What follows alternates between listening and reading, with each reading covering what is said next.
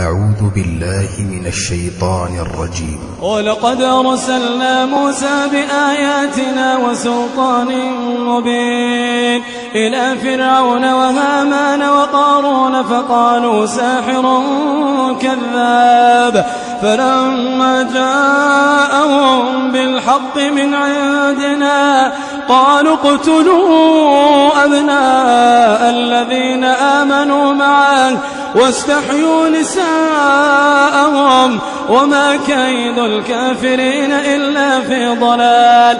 وقال فرعون ذروني أقتل موسى وليدع ربه إني أخاف أن يبدل دينكم أو أن يظهر في الأرض الفساد.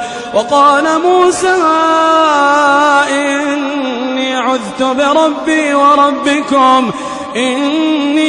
بربي وربكم من كل متكبر لا يؤمن بيوم الحساب. وقال رجل مؤمن من آل فرعون يكتم إيمانه أتقتلون رجلا أن يقول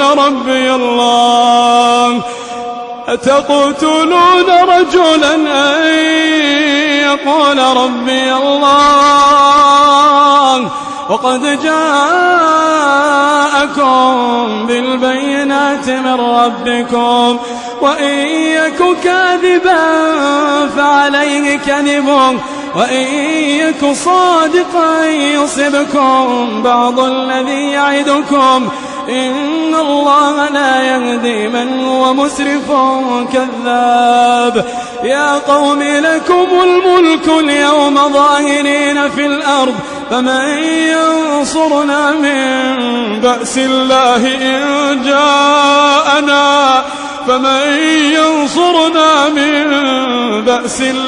إن جاءنا قال فرعون ما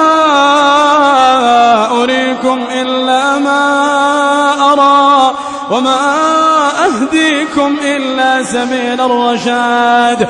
وقال الذي آمن يا قوم إني